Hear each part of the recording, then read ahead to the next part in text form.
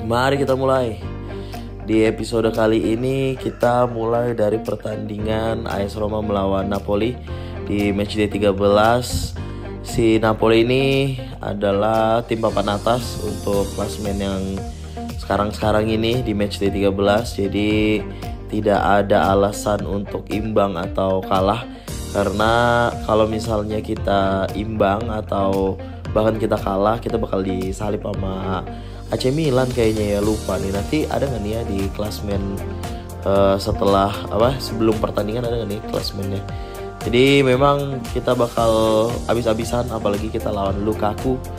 Jadi kita bakal benar-benar bertanding abis-abisan melawan siapa tuh, si Asensio ya itu ya.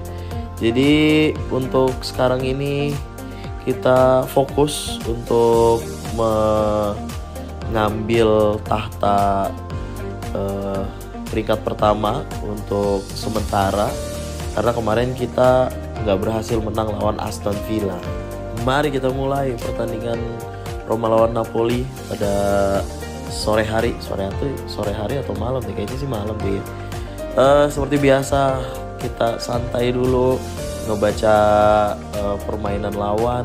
Jangan buru-buru, tapi kita tetap harus mencoba ke kanan ke kiri. Yang penting kita harus bisa ngelihat kira-kira dia celahnya ada di mana ya. Tetap dengan formasi yang sama, Dobbik, Nunes, Dybala, Afif. Di kirinya kita punya Werner, di tengahnya kita punya di tengah Mancone. Jadi tetap dengan formasi yang biasa sih. Karena emang Dobbik lagi kenceng-kenceng ya, kita langsung dapat player to watch, Artem Dobbik. Dan memang dia lagi ngeri-ngerinya si Dobbik nih. Mudah-mudahan bisa berkontribusi lebih untuk pertandingan kali ini.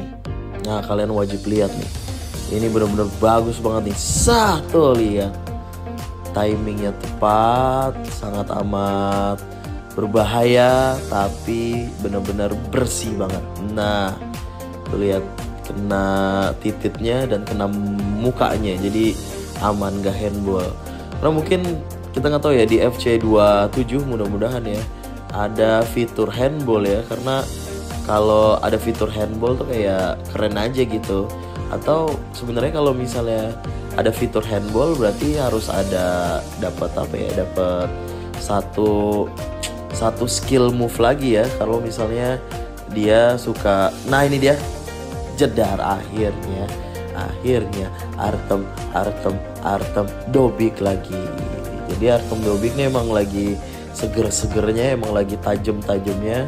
Kemarin lawan Aston Villa juga 2 gol, walaupun kita nggak sempat dan nggak bisa menang, tapi Artem Dobbik selalu memberikan kontribusi maksimalnya untuk di setiap pertandingan. Emang terima kasih Artem Dobbik, kaki kanan kaki kiri jadi, yang penting dia punya kesempatan shooting dan selalu tajam, selalu kenceng, jadi aman-aman aja. Tapi memang mungkin dia baru mekar sekarang kalau di Serie A. Tapi di Serie A dia 4 gol dengan 11 pertandingan.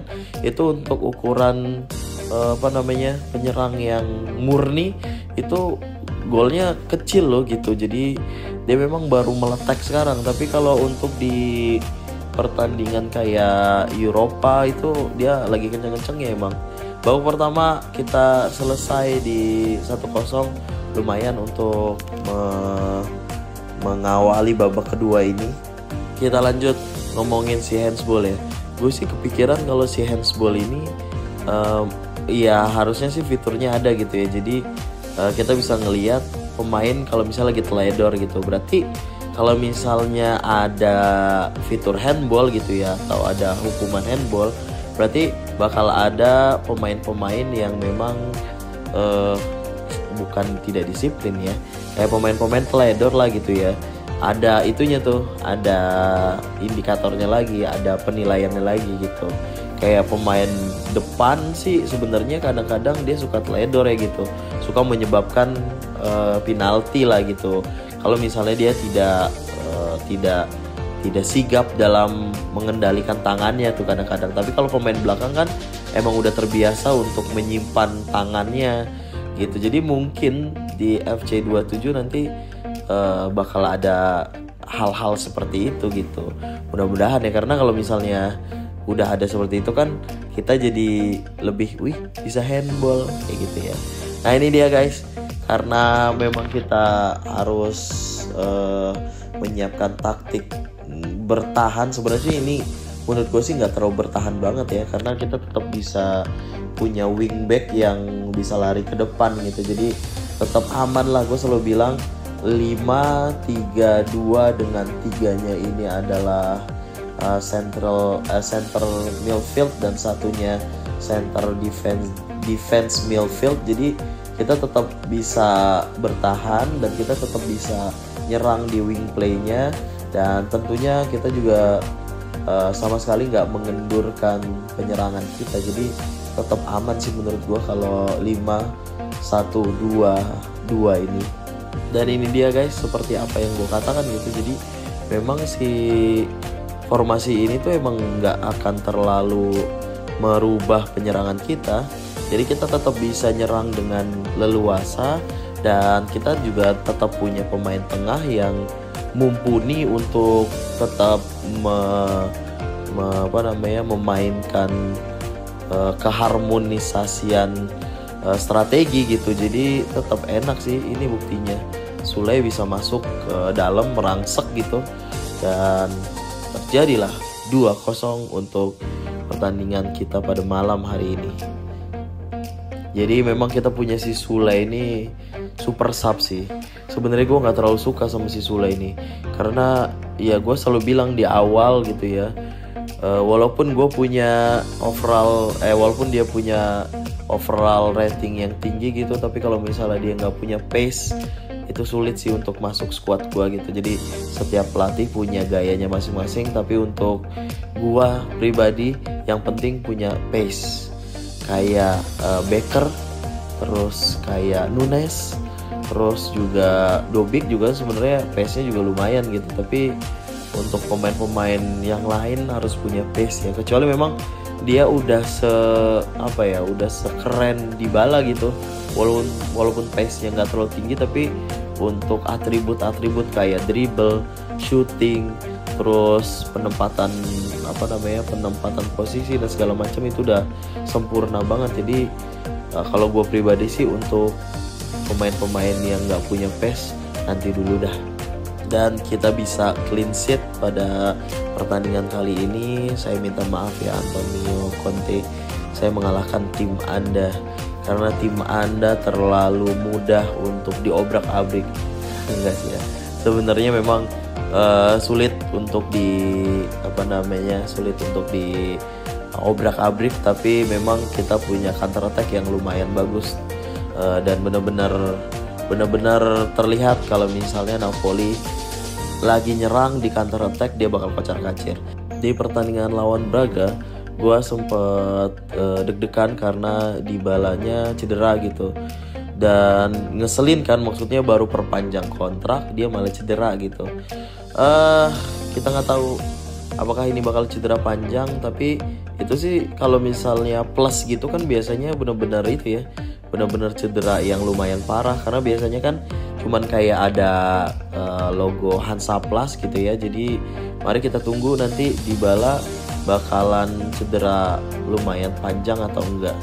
Tapi kita lihat, aduh nggak gol. Udah di depan gawang itu, udah di depan muka malah nggak gol. Dan nggak tahu ini kayaknya ngebug tuh. Kan dia tadi cedera. Kayaknya ngebug deh. Masa ngebug terus sih deh. Dan ini dia guys. Jadi gue punya blunder tolol. Ini namanya blunder tolol. Jadi kalian bisa lihat sendiri kondisinya seperti ini. Nah, gue ngumpan tuh ke kiper, ngasih bola untuk clearance, malah ditendangnya mengarah ke lawan dan pas banget di kepala. Ya langsung dihajar lah. Jadi memang ini kelebihan daripada FC26 ya. Jadi kita benar-benar harus bisa neken yang kenceng dan jangan setengah-setengah. Kalau setengah-setengah nanti benar-benar pas di kepala lawan lagi kayak gitu tadi. Karena memang kita punya si Kone dan kita juga punya si El Anawi. Jadi memang Cristante yang umurnya tidak muda lagi, mendingan kita jual aja lah. Dan memang karena kita butuh satu pemain lagi untuk menambah untuk menambah daya gedor kita. Karena sebenarnya kan kita cuma punya 3 pemain penyerang murni ya. Ada si Becker, Nunes, sama si Dobik. Dan sebenarnya kita punya 1 slot lagi. Kita sebenarnya ngejarnya Openda, tapi kita udah nggak bisa kayaknya ngejar Openda. Jadi kita kejar aja Okafor. Tapi ini fokusnya adalah di setengah musim. Jadi 6 bulan kita bakal bekerja sama si Okafor ini dari Milan tentunya ya. Dan udah pasti sih manajemen pasti menilai ini adalah negosiasi yang bagus, karena kita memang punya 1 slot yang kosong untuk menyerang gitu. Jadi untuk penutupan transfer di musim dingin kita udah selesai. Kita nggak dapat banyak pemain dan kita nabung aja untuk nanti kita beli Openda.